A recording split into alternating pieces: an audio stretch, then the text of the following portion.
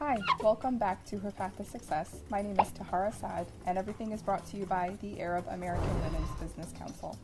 On this series of segments, we're going to be talking a little bit about women-owned businesses and micro-lending and how you even get started. But the process before micro-lending is a little bit of legwork. And we have the expert with us today joining us, Carolyn Cassin, CEO of Michigan Women's Foundation.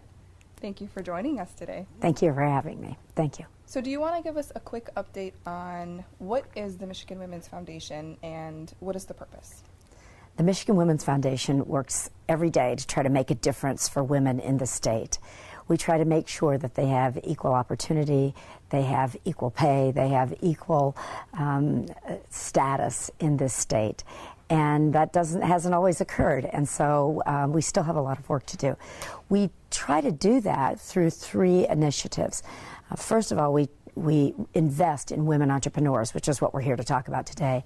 But we also invest in young people. We invest in this next generation of young women leaders like you who are coming up through the pipeline, and we are very, very excited about all that you're going to bring to the table and how you're going to change things for the better for women. Finally, we do projects that make a difference to all women, like the Rape Kit Initiative, where we helped to raise the money to test over 11,000 rape kits that were on a police department storage shelf, and we're just about finished with that project, and then we'll take on another very important project that affects all women. That's amazing.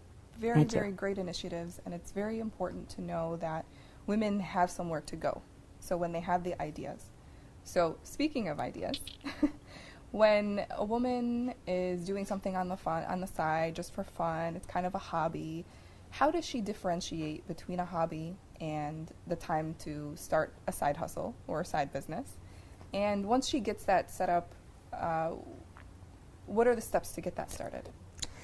Well, I think women are great multitaskers, don't you think? I think we do a very good job raising a family, having a job, and then doing something that we love, something that we always would have liked to have done, but maybe we just didn't take the time to pursue, something that, like you say, is a hobby of ours. We've always been good at it. We enjoy doing it. I think most women have something like that in their life. And what happens, we find, to most women who come to us looking for a microloan or looking for help to start a business, we try to help them distinguish. Is this really your passion? Is this something that you love actually more than you love the job that you're doing? Is this something that really should turn into your life's work? Or is it something that really is just something you do for fun, and you should keep doing it for fun? So we spend a lot of time trying to help understand that. What is the biggest tip to know, okay, this is not just a hobby, this is something I can turn into a business. So when do you know, okay, now's time to take the leap into starting my own business? Well, I think there's two questions you have to really ask yourself. The first thing you have to ask yourself is this my true passion? Is this what I was put on this earth to do? And I think there's a secret question that you can ask yourself to figure that out. And that question is, would I do this even if I didn't get paid for it? Is this something that I love actually doing whether or not there's any business in it? That's the first question you have to ask for yourself. If you could answer yes to that question, you know that you're onto something that is really important to you, and you should do that no matter what. The second question you have to ask yourself is this really a business? Is this something that will actually be able to replace a job for me? Some hobbies are not businesses. They're great hobbies. They give you a little extra income to help you and your family take a vacation or send your child to private school as opposed to public school, something like that. But they're not really going to be a sustainable big business, or you don't want to do the work that would make them that way. So the second question you have to ask yourself is, can I figure out how I would make this into a business? Are there other businesses that are thriving that I could actually explore? And so those are the two things that we really help people figure out. Once they figure that out, if they've said yes to both questions, yes, I'm passionate about this, this and I want to do this more than I want to do this other job that I'm doing. And secondly, I really want to make this into a business that could replace the job that I already have or that the amount of money I would like to make. Then we move forward. We take the jump. We take the jump. We take the leap into the deep end and learn to swim. So I think that's important to note, is something that not many women or entrepreneurs in general don't ask themselves the question that you said, is this something that I'm willing to do without getting paid, right? And I think that's a great key to make that decision. Because if you can answer yes, and you say this is something that I love doing and I'm going to do it regardless, then you definitely know, okay, let's see, can I actually turn it into a business? Right. And there isn't a day in my life that I honestly can't answer yes to that question, which is always my barometer. That doesn't mean there aren't highs and lows in any job, in any work environment for any entrepreneur.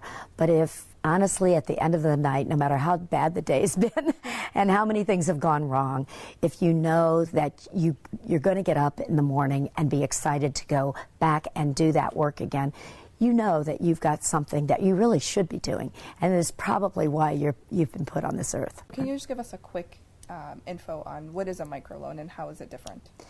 A microloan is the first funding, often, that an entrepreneur will get to start or grow her business. Usually businesses are started with your own money. You do this through sweat equity. You do this because somebody likes what you do, likes the cupcakes that you bake, likes the work that you're doing, likes the makeup that you make or the clothes that you have designed. They like something about it. Your family likes it. Everybody has all told you that you're talented at it. You like doing it. But the real question is that enough? And so to grow a business, you always need capital. For many women, they don't have a lot of personal capital to put into this. We tend to put our personal capital into our families, into our life, and so we don't often have friends and family money to start or grow a business. So micro-lenders started about 20 years ago, where people would lend small amounts of money, $1,000, $1,500, $2,500, $5,000, up to $50,000 to get a business started, and that's called a microloan. Banks typically don't do this because you don't have a long track record of starting this business. It's usually new for you. It was a hobby. Now you want to turn it into a business. So banks usually will not lend you that. They might lend it on your own personal credit. And if you can get that kind of money, you should do it. If you have great credit, you shouldn't take out on a credit card, but you should, because that's very high interest. But if you can go to a bank, that could be the first money. We are a replacement for the bank. A micro-lender is a replacement for the bank. So we see thousands of women every single year who say, I'd like some money to start or to grow my business, to take my little business and make it bigger. And so that's when you come to the Michigan Women's Foundation, is to find out whether or not micro-lending is right for you and whether or not you would qualify for a microloan. Thank you. So that was step one. And a little bit about the information before you go get a microloan. First, you identify, is this a passion of mine? Am I absolutely going to love waking up doing this every single day, regardless of if I get paid or not? And then if that's the case, can I actually turn it into a business? On the next segment, we're going to talk a little bit about, okay, how do we go about and start the business? Thanks for joining me today, Carolyn. Thank you for having me.